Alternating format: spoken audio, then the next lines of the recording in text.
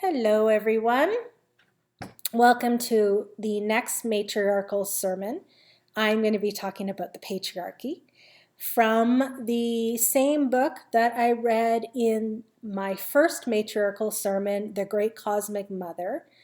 This time, I'm talking about the backwardness of the patriarchy and why it has poisoned us so deeply. And I will be reading from the first chapter in the book from Barbara Moore and Monica Shaw on patriarchy. It's about halfway through the book, part 4, and these are their collected thoughts on it. There's quite a few things in there when I went to reread it that I found quite notable. So I'll read from the chapter and then I'm going to go back and pick out a few topics that I think are quite relevant to today that need to be brought to awareness if it already hasn't, or we need to start a discussion on how we can fix the backwardness.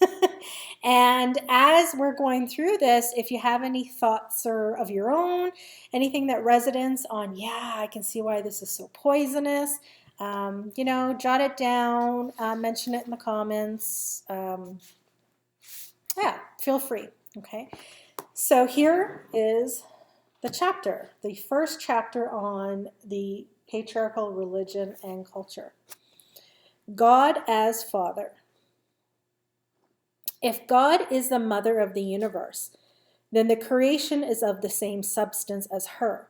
It is of her as the child is of its mother's substance, and this means that the whole creation is divine and divinely related.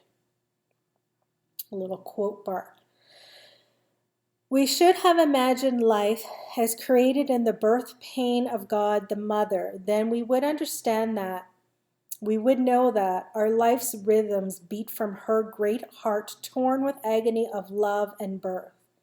Then we should understand why we, her children, have inherited pain and why we would feel that death meant a reunion with her, passing back into her substance. The blood of her blood again, piece of her piece. End quote. Human females and males are not equal genetic parents. The female X chromosome is 3 to 4 times larger than the male Y chromosome. It carries the overwhelming preponderance of critical genetic information unrelated to sex needed to create a human being. Further, while only half of the population has a Y chromosome, all of us, female and male, contain an X. It is our primary genetic bond as a species.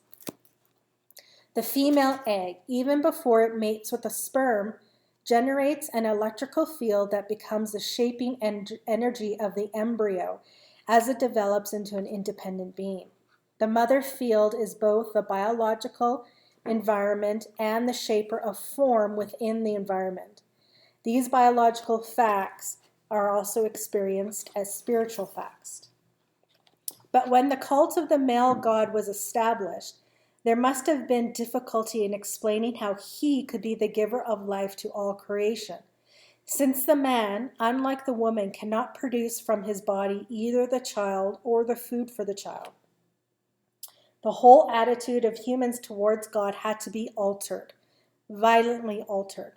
There could not be the same vital, biological, and magical link, the I-thou, between the child and the father as there is between the child and its mother. Two beings evolving in and from the same body, the same rhythms, the same dreams. From the religious point of view, this means the loss between the human and the divine of the direct, continuous, physical, emotional, spiritual relationship. Oneness is dualized. The self is isolated within, and the rest of the universe, including God, is displaced and objectified without.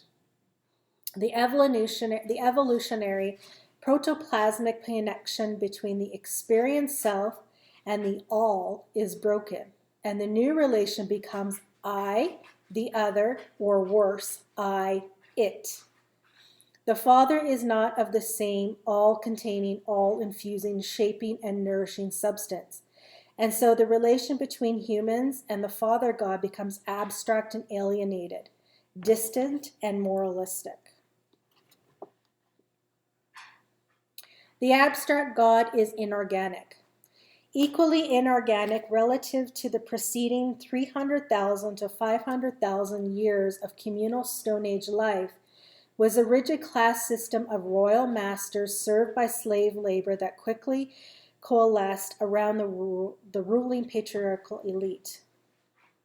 The few can rule the many only with the help of punitive religious ideologies, by means of which the unjust advantage of the few and the raw exploitation of the many are somehow justified by God by a class theology.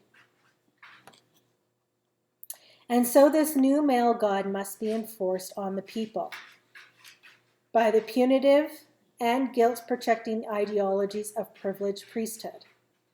And so this new male God must be enforced on the people by the punitive and guilt-projecting ideologies of a privileged priesthood. In their writings and doctrines flooding the Bronze Age, creation now comes to be seen as evil. The Creator is above and apart from his creation, and while he is perfect, the world is flawed.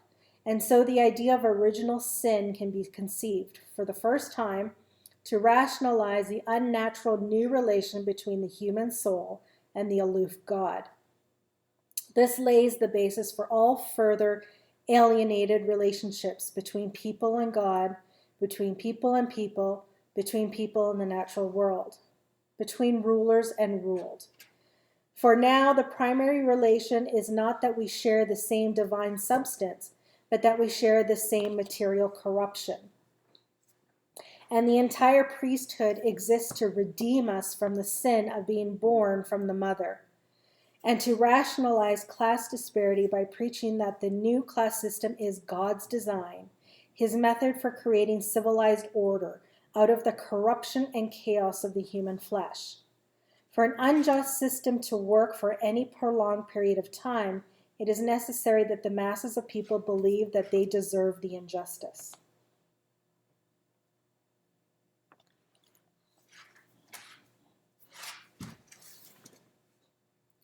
This is why the Father's way in all patriarchal world religions is absolute. So pure, it is separable from us and from the world, and perceptible only through largely verbal abstractions that attempt to describe his emanations or manifested attributes. He is perfect, good, disembodied spirit, parentheses, the logos. He is seen as purely spiritual generation, totally freed from matter, because a priest must insist he is free from the Great Mother, and having no participation in material processes. It then becomes difficult to explain the existence of death, illness, pain, and decay, since they have nothing to do with God. Rather, it becomes too easy to explain them. Everything is blamed on the corrupt mother and her human children, and her heathenish lover, the devil. It now becomes possible for the Hindu mystic to confuse a goddess's time, parentheses Maya, with evil on the one hand and with the whole natural universe on the other. So making all creation the product of evil while God remains uninvolved. Under ontological dualism, the mind becomes more and more confused by paradox, and to work their way out of their confusion, patriarchal theologians seek to abstract escape from the natural world, defined as a seductive trap. So the world of Maya is called mere illusion, a veil hiding true being. And so the Hindu, the Buddhist, and the Christian seek liberation from nature in search of a state of consciousness bereft of all sense experience, nirvana or angelic heaven. It was to correct this immaterial floatiness, in fact, that Zen developed out of ancient Taoism to reinsist on the reality of the real. Alan Watts, in Nature, Man, and Woman, describes the ancient female way of fusing spirit and matter in non-coercive union, a way of flowing along with the events, while at the same time cooperatively molding them. It is the way of the dance and the unfolding of plant, animal, and mineral forms, the desire of energy to form itself, according to its own rhythms. At some historic point, in an aggressive act of self-definition, the male mind interpreted this energy, this organic will, as other, and mentally separated himself from it. It became Maya, illusion, evil, mere matter, inferior object. Denying and fighting it, man tries to artificially or ideologically impose his own contrary ego will. In the process, he destroys nature, and thereby, for he too is nature himself.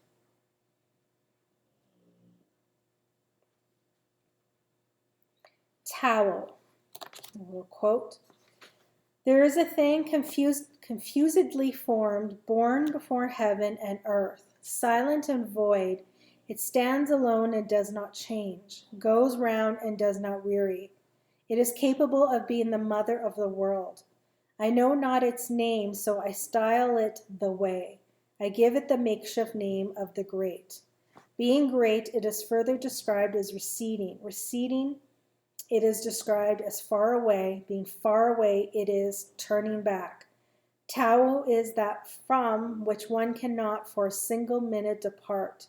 That from which one may depart is not Tao.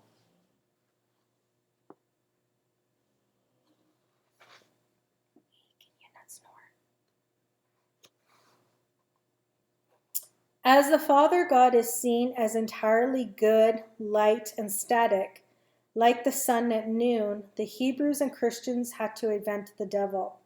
In the Bible, the Old Testament Hebrews refer to Satan, which means enemy. Any enemy of the Hebrews or the Hebrew God was satanic. Early Christians, who were mostly Hebrew and inheritors of the Hebrew tradition, expanded on this quasi-political definition of embodied evil until the devil became the source of all things called evil, of decay, darkness, illness, pain, and death. The Jewish Essenes, who were evolving Christian concepts 100 years at least before the reputed birth of Christ, also took in many Persian Zoroastrian concepts of good versus evil as the cosmic battle between light and dark, between children of the light and children of darkness. And so an extremely dualistic good light versus evil dark ontology was incorporated as a rational framework of Christianity, with an aloof cloud-dwelling God representing all that is good in light, while a very busy, world-hugging devil represents all the bad, dark stuff. Once Christians had invented this monster, they became totally obsessed with this invention of theirs. Fanatically obsessed, since the devil is the curse of those who have abandoned the goddess, and fanaticism is the mental curse. Excuse me. So now the devil is projected on half the world as the other, by the crazy half that considers itself good. Islam inherited the same biblical tendency towards dualism and devil projection, and has historically elaborated on it also. Under these religious systems, half of life is seen as the enemy of life, and is no longer experienced as the inherent and the organic part of the life process. In patriarchy, the mater character of the symbol materia is devalued. Matter is no longer revered as the foundation substance of the world of growth and experience. Matter is no longer intuited as an evolutionary phenomenon, as a form of spirit energy, as a potentia of consciousness. Matter is now the stupid dark female, despised as something of inferior value in contrast with the male ideal. In Muslim and Christian doctrine, matter has become inert, wholly negative, demonized, and hostile to spirit. in the female world as opposed to the divine spirit heaven that males are born. It is the female world as opposed to the divine spirit heaven that males are born to inherit. With the Industrial Revolution, however, and the rise of science as the dominant patriarchal religion, or mind technology, an ironic crossover occurred. Without canceling out the earlier negative associations, materialism became the dominant and manly ideology, while spirituality is consigned to increasingly ethereal, irrelevant, and peripheral sphere of being, the afterworld or feminine vapors. But still, matter is viewed as dumb and inert. Materialism does not glory in matter, but in the male's ability to manipulate it. The new materialism is machine worship and product worship, not the vital and ecstatic celebration of spirit matter that has characterized the goddess religion. The current thrust of materialism is to escape the Earth's orbit, to flee the knowledge and the problems of our messy, bloody, hungry, and waste-producing bodily origins, to dwell on wholly sterile and man-made stations, parentheses, stasis, static, in space, where the astronaut, the modern priest of the technophalic religion, realizes his ancient dream, to utterly escape the early processes the rest of us remain wallowing in. In the patriarchal heaven of the Hebrew Kabbalah, the world tree lost its paradox. It began to be pictured as one-sided with its roots above in the sky only. The earth side of the process of life, of illumination, is utterly negated. Not there, interestingly enough, according to Mircea Eliade in his study of shamanism, modern-day male shamans worldwide rarely undertake the journey to the underworld common in old times. They have come to fear and avoid the realms of the living dead, of magic darkness and necessary worms as the domain of the Dark Mother. They eschew it. Instead, they concentrate on the journey to the sky, which involves considerable prestige for the shaman, being a trip into the house of the celestial patriarch, the big clean father in the sky. Anti-earth, anti-natural symbolism is directly related to religious dualism. From it arises purely abstract worldview, as in mathematics, in which the man-made symbols are not comprehended as part of the larger reality. They are comprehended as the reality. Dualism is a spectator sport. No one wholly involved in the ongoing life process can conceive of it in dualistic terms or objectify the experience. Dualism first arose among men who were functional spectators of the life created by women. These were the male priesthoods, men who did not give birth to creatures, who would not experience both ecstasy and pain, and who would die. Men whose whole self-appointed task was the uninvolved organization and manipulation of life into abstract and systematic terms, for the sake of the secular control and power. Male priesthoods are characterized by their dogmatic attempts to control a process they do not themselves, as spectators, participate in. Such mechanical, anti-natural, remote control concepts of life have choked the springs of the living waters. The patriarchal, Kabbalistic world tree with roots exclusively in the sky is wholly cerebral and unreal. To erase the earth side and the spiritual equation is to de-energize the equation. To deny the earth roots of the world tree is to deny the serpent roots of the spine. And indeed, the biblical Hebrews set themselves against the serpent. In doing so, they were deliberately opposing the Kundalini powers of the spine, the sex chakra, and the ancient brainstem. And so the Father God becomes both anti-sexual and anti-evolutionary. This is our grotesque situation today. An anti-sexual God is now worshipped as a creator of life. And wherever you find a puritanical God, you also find a pornographic God, for the human mind will strive for balance. And an anti-evolutionary God is now worshipped as the goal of human progress, to be achieved not by organic growth of consciousness, but by worship of developmental machine programs and technologies. The immortality promised by the moon goddess was not a state of perfection or stasis in eternal light. She offers an ever-renewed life like the moon's own, in which diminishing and dying are essential to spirit growth as birth and becoming. Her redemption is not from sin and matter, but from the mental traps that block the self from its source. It is union of the opposites within the psyche, which brings release from the final power of death, which allows consciousness to pulsate from one dimension to the other in the cosmic field.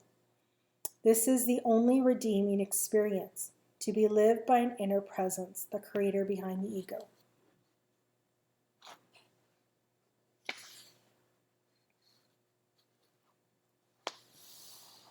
Really powerful stuff. There's so many things in here that I just want to pick out. That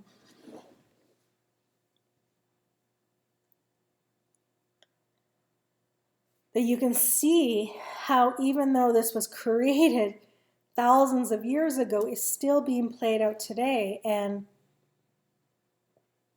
I think, in a good way, is coming to a peak. 2024, we've kind of started to flip it over, bring it back to right again. There's this movement of returning to the body, to Mother Nature, to the soul, not as ethereal in the sky, but the soul as the juicy mess of life itself. The mother as opposed to the father. And there's a return to it in so many ways. And a lot of people are returning to it without even realizing they're returning to it, which is quite fascinating. So I'm going to go back and I'm going to pick out a few of the really cool parts.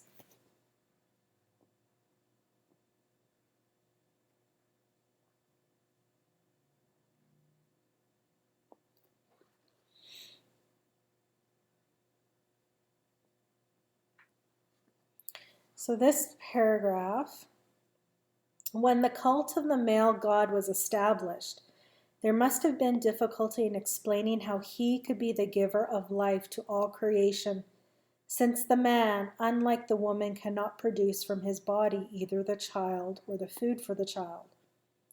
The whole attitude of humans towards God had to be altered, violently altered.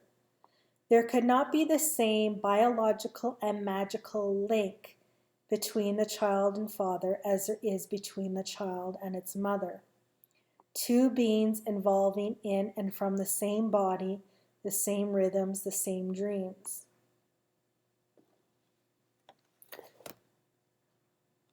From the religious point of view, this means the loss between the human and the divine of the direct, continuous, physical, emotional, spiritual relationship. Oneness is dualized. The self is isolated within, and the rest of the universe, including God, is displaced and objectified without.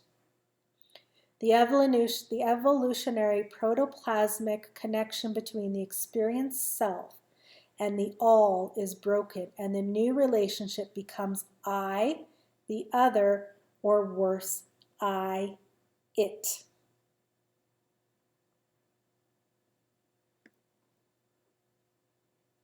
Oh, there's so many ramifications of that. In the trauma healing world, there is been a return to embodiment. There's a saying called the issues are in the tissues. So all the trauma that has been put upon you sits in the body, in the nervous system, in the immune system, the hormones, the digestive system, in the circulatory system, all the cells of the body, the fascia, the fat, the muscle, you name it. And all that energy of fight, flight, freeze, fawn is sitting there in the body, trapped and suppressed, trying to be contained and wreaking havoc inside the body. So healing trauma is about safely returning to the body to undo all that has been put upon it. And it's quite interesting how this new science that is emerging, I'd say in the last, I don't know, I'm going to say no more than 50 years, maybe even less than that, considering is so different considering of the science that has been perpetuated for the 100 years prior to that, 150 years, 200 years prior to that, where it was all about seeing the body as a machine and pulling out the pathos, the pathology from the body, separating it as if we are as if we and the disease, we and the trauma are like two separate entities, as opposed to no, the trauma becomes in us, it becomes a part of us, and we have to undo it in a very physical, emotional, sensory motor, and psychological, spiritual way. Whereas a previous science was all, oh yes, you have this symptom, take this pill, suppress all the symptoms. It was very dualistic. And seems like we're already starting to come back to a more holistic point of view. It's really quite cool. That is one way I'm seeing it. The other, when it says the evolutionary protoplasmic connection between the experienced self and all is broken, and the new relation becomes I the other, or worse, I it. So there has been a massive dissociation between mind and body, and this is happening in medicine, in politics, in education, in everything. In religion as well, and we have seen the worst of it, the it. And I'm talking about gender ideology, where people are now divorcing themselves from their bodies so deeply that they don't even want to be referred by their biological pronouns. They want to be called they, them, or neo pronouns, which can be anything under the sun, to being called it. Like, I have seen it actually happen in the last, few years. People so divorcing themselves from their self that they've latched onto this ideology, which is like latching onto the Father God, an abstract, man-made illusion, divorced from the reality, the what is the mother body. And they are now, trying to become another sex. They're stating that they're non-binary. They want to be called this and it and them, as opposed to, and they, as opposed to he and she. Like, to me, this is like the peak, the absolute peak in the way science has divorced us from ourselves in a very patriarchal way. because gender is a patriarchal concept. So I thought that was really interesting.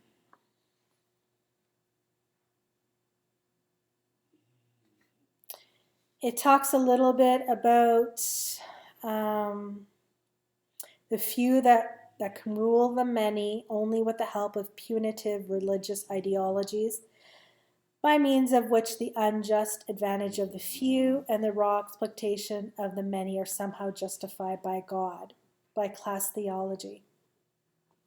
And we can track this back through time. Right now, it's, capitalism on steroids. Capitalism on steroids, where the rich few pour money into the governments and they dictate the laws of society and they dictate the economy, which then all the poor workers have to try and survive under by working for the rich few for very little pay,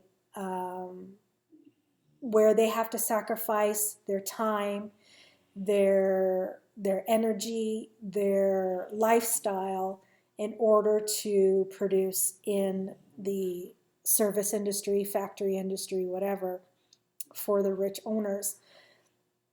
And then if you go back, prior to capitalism, there was feudalism and there was monarchies, and they all did the same thing, where the rich few ruled the country and they had the peasants serving the rich few, following the laws of the rich few, and they had to pay taxes towards the land that they owned on, which we still do today.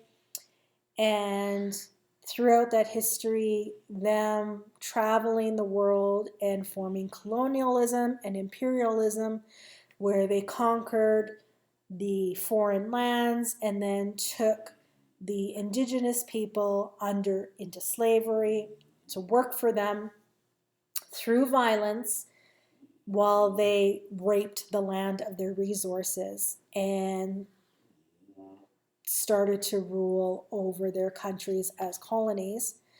And you can take it even further back to the dawn of the agricultural revolution, when we started to become less hunter-gatherers and we started to farm and stay in place and create communities and tribes where we lived off the land near us, and we lived in, with community, and we learned, how to make the utensils of the home, how to make a home, because we didn't have to pack it up and travel.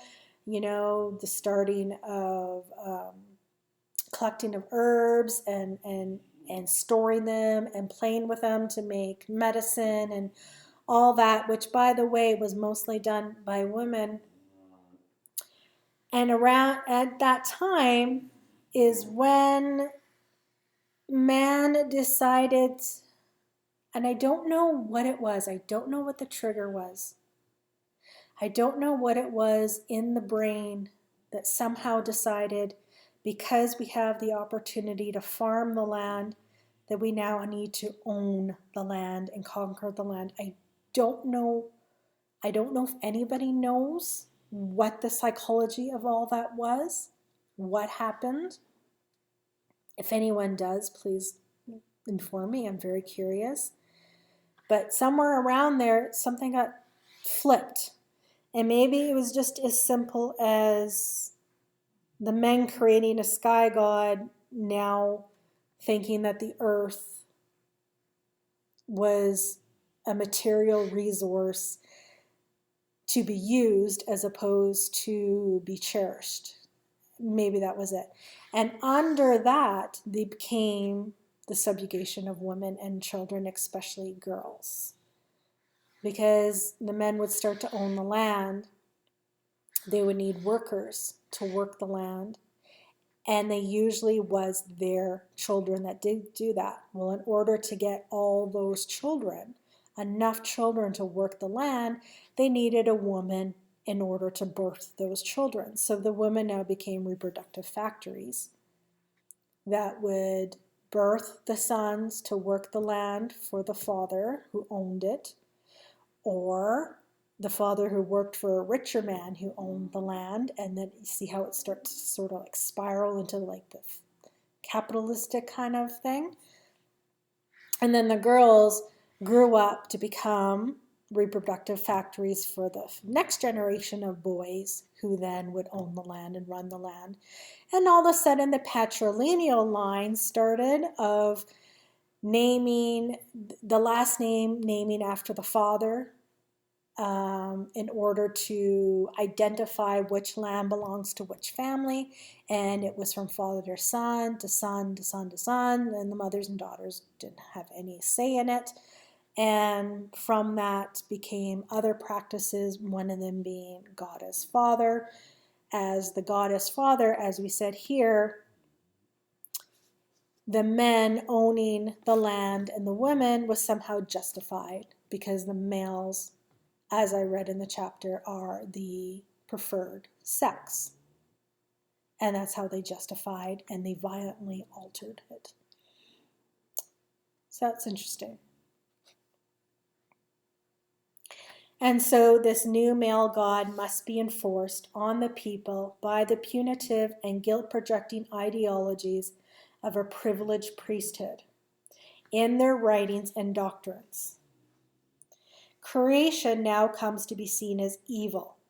The creator is above and apart from his creation, just like the male is above and apart from the creation of growing the fetus, birthing the baby, feeding the baby.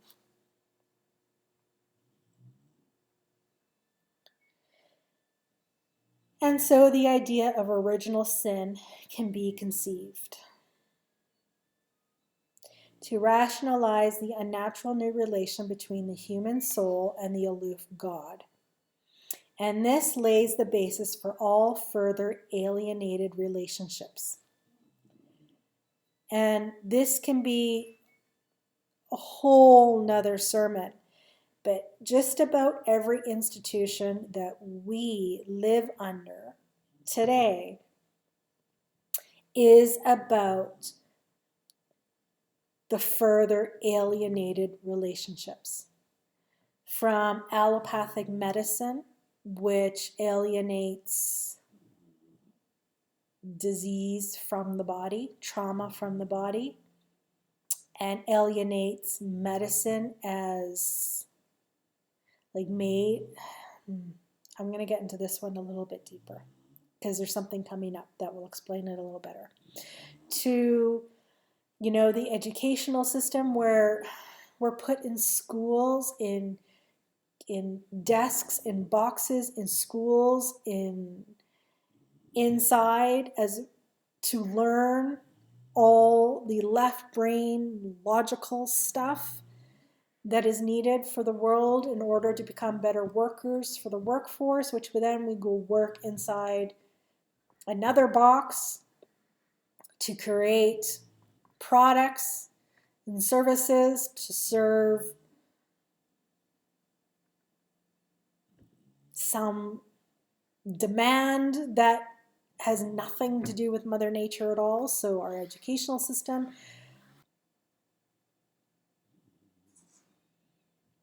and the idea of the need to redeem us from the sin of being born from the mother. So the whole idea of baptism, this is when you become worthy of God, when you get poured holy water done by a male priest in a church, as if when you're born from a mother, you are built wrong from the start and you need a baptism in order to be worthy.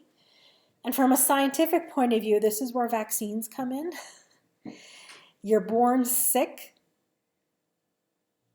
and you need like all these vaccines, like even the day you're born, in order to be considered a healthy individual. Somehow you're born sick. Like that, the mother's body, which has evolved from millions and millions of years of evolution from Mother Nature, somehow doesn't know how to create its own strong immune system from the breast milk, doesn't know how to create a strong baby within the womb, and all of a sudden this baby is born and it's just this weakling that needs a vaccine in order to be healthy. Like, the whole idea of dualism, the the other, and the self has been so fragmented, so separated in everything from religion to science, from spirit to matter. It's just everything has been done this way. And it all started with the concept of the violently altered. Let's remove us from our body. And that's really the crux of it. Let's remove us from our body. Let's remove us from the land we live on. And then they teach and they brainwash and they condition that now people over years and generations believe that they are wrong in so many different ways.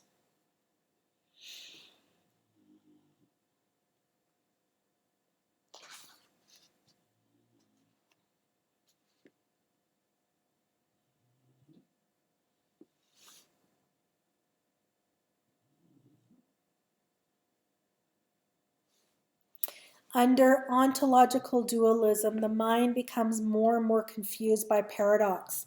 And to work their way out of their confusion, patriarchal theologians seek abstract escape from the natural world, defined as the seductive trap. The world of Maya is called mere illusion, a veil hiding true being, and so the Hindu, the Buddhist, and the Christian seek liberation from nature in search of state of consciousness, bereft of all sense experience, nirvana or angelic heaven. So the whole idea of gender euphoria, the whole idea of heavenly bliss where nothing bad happens and everything is so good. In the trauma world, the whole idea of dissociation, so you don't feel any of the bad stuff that happened to you in your body. The whole idea in healthcare where you take a pill to numb the symptoms so you don't feel any of the pain and why it's happening in the first place. All of that, this nirvana sense,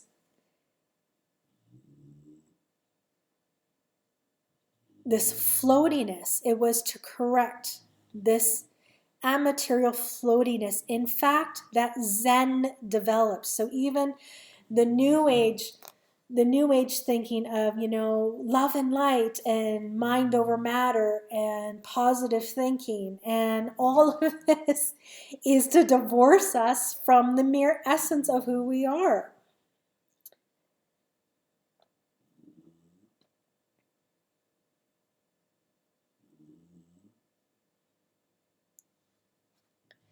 Alan Watts, in Nature, Man, and Woman, describes the ancient female way of fusing spirit and matter in non-coercive union, a way of flowing along with the events while at the same time cooperatively molding them. It is the way of the dance and the unfolding of planet, animal, and mineral forms. The desire of energy to form itself according to its own rhythms. That is the matriarchal view. That is the whole grounded sense of humanity, of any creature living on earth. That's how we heal trauma nowadays. We learn how to go with the flow of all the bad stuff that comes up, all the pain and the suffering and the fear and all the stuff that we put negative attributes to. At the same time, using our logical self, our grounded self, our self connected to the homeostasis of Mother Nature, to remold that, rewire those experiences so that we're not trapped in a constant spiral of decay or numbness, that we can actually move forward and we start to flow and create new natural rhythms and return to homeostasis. That is natural healing. And I go a little bit more into that in my fourth matriarchal sermon. I think it's the fourth, where I discuss matriarchal healing versus patriarchal healing. At some historic point in an aggressive act of self-definition, the male mind interpreted this energy, this organic will, as other, and mentally separated himself from it. It became Maya, illusion, evil, mere matter, inferior object. And we can still see that today. You know, you're a better person if you don't fall into your mental illness. You're a better person if you can still function above your chronic pain. You know, there's just still so much shame to it.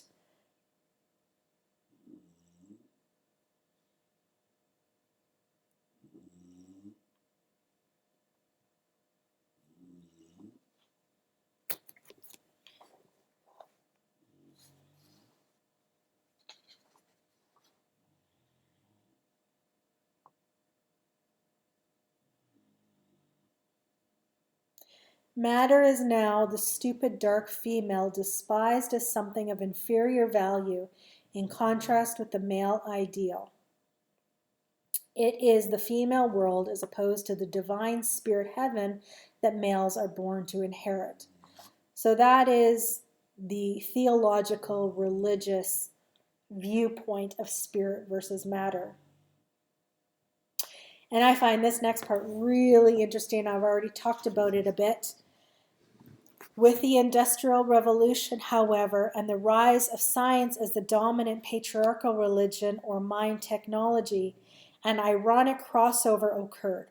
Without canceling out the earlier negative associations, materialism becomes the dominant and manly ideology, while spirituality is consigned to an increasingly ethereal, irrelevant, peripheral sphere of the being, the afterworld, or feminine vapors. But still, matter is viewed as dumb and inert. Materialism does not glory in matter, but in the male's ability to manipulate it. The new materialism is machine worship and product worship, not the vital and ecstatic celebration of spirit matter that characterized the goddess religion. The current thrust of materialism is the escape from the earth, to flee the knowledge and the problems of our messy, bloody, hungry, and waste-producing bodily origins, to dwell on the wholly sterile and man-made stations. Now, can you think of all the scientific advancements, progress that has been taught to us, gaslighted to us as being good for us, when it's purely deviation from the human essence of life, from Mother Nature, from body, from mind, body, soul, emotion, environment, community, everything. And I wrote a blog on this on my site, healingfromharm.com, where I go into detail of why any science that studies something outside the environment that it's in is not science. So going into a lab, pulling up a virus and studying it in a sterile lab in a little, test tube underneath the microscope, and playing with it with the labs, and then coming to conclusions, hypotheses and conclusions of what it is and what it does, and then making medical diagnoses based on how we should handle this virus in order to not get sick.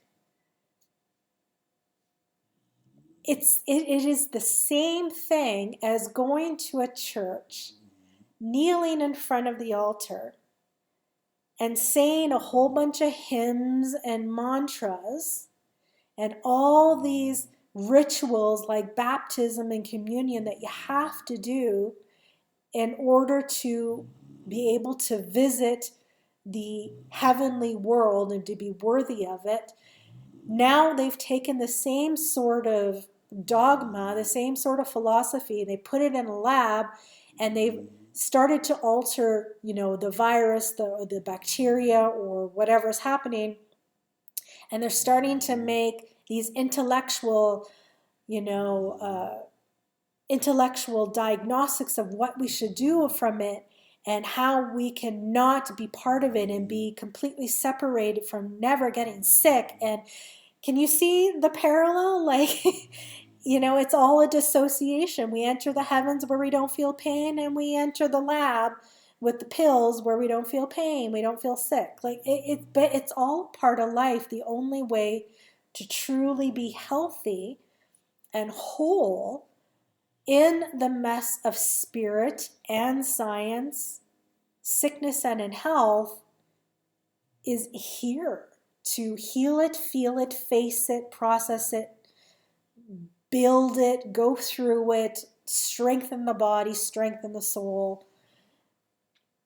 So science has deviated it as well. And they've now started to think of the body as nothing. Well, that makes sense because they think of the earth as nothing. They don't think of the earth as a living being. It's now something to rape and to use. Well, now the body is now something to use and abuse and rape, which is why there's so much rape against women. I mean, the woman, it's not human. It's not real. There are so many. When you start to really go down this way of thinking, you can start to see all the traps that the patriarchy set and all the ways they flipped the natural way of living and made it backwards poison. You can see all the ways they've seeded and planted the seeds and all the different things, from basic everyday conversations to governing laws, to how we heal, to how we learn, to how we cook, like everything. It is just insane. Like if I were to list every single one, I would be talking 36 hours from now, and I still wouldn't reach everything. But you can, when you start to research it and you start to go and you dive into it, you can see it. And it's just, it's really nauseating, to be honest. Like it makes me want to just puke. And that's why I think it's so important that we return to matriarchy, because, man, we got to write this shit. For the sake of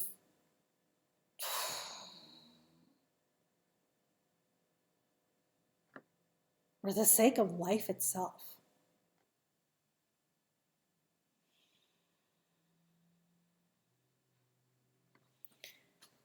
The last paragraph goes back to talking about the goddess and the matriarchy.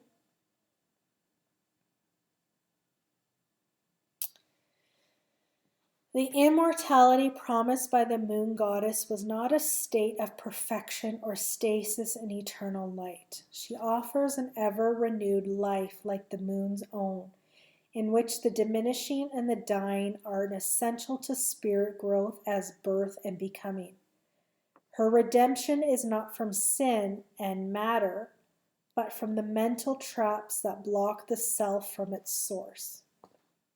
It is a union of opposites within the psyche, which brings release from the final power of death, which allows consciousness to pulsate from one dimension to another in a cosmic field. This is the only redeeming experience, to be lived by an inner presence, the creator behind the ego. which is why I do these matriarchal sermons. I think we need to come where science and spirituality meet and are real, not concepts of the mind or the ego or some imagination, where it is based in our body, our movements, our senses, our perceptions, our tactile environment, our bodies. And that's Mother Nature. Mother Nature is both science and spirit. And it's science and spirit that hasn't been deviated. It hasn't fragmented the spirit by saying our soul is not in us. In order to be worthy of it, we have to perform these rituals. And it's not fragmented in the scientific sense of our body is just matter to be used, and it is our logical mind that counts, and we should move forward in only that kind of thinking, completely ignoring the emotional, sensory, energetic component of who we are. Mother Nature, the body, us, is where everything sits as a whole.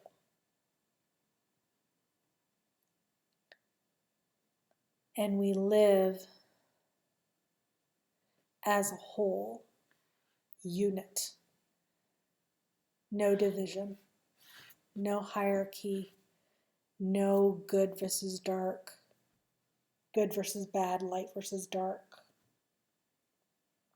It's just us in our world that made us. And living the full experience as a human being.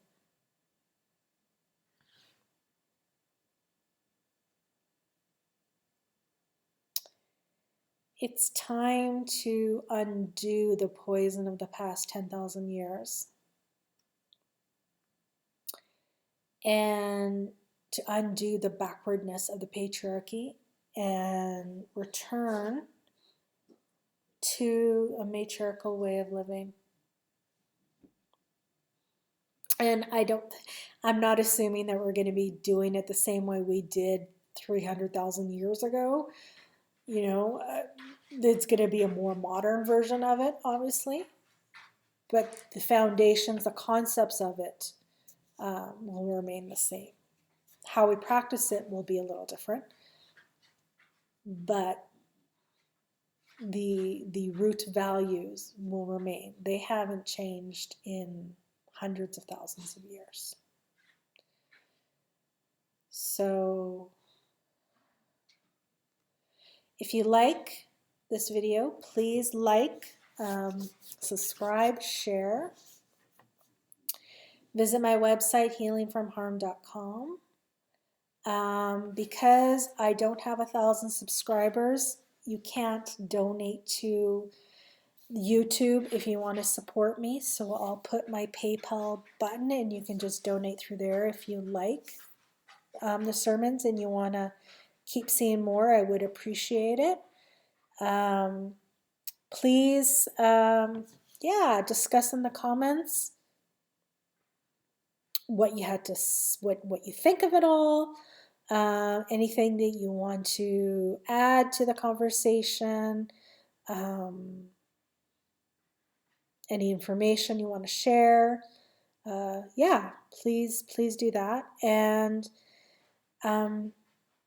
most importantly, grab what resonates with you and start to build your day around it, and start to share with others, with women, to build. The more we gather, the more the momentum builds. And we've got lots of years to undo. So we've got a lot of momentum we need to build. So let's do that. Stay tuned for my next ones. Have a good day.